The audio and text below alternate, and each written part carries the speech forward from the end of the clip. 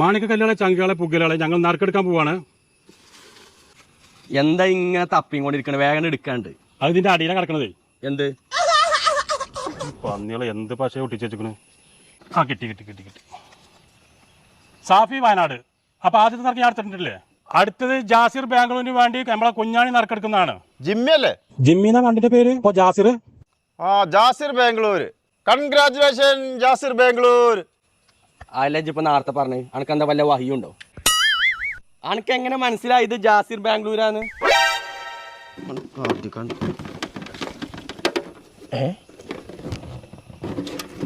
ഇതെന്താ ചാടൂലേ? ഇതൊന്ന് പിടിച്ചടാ. ജാസിർ ബാംഗ്ലൂര്,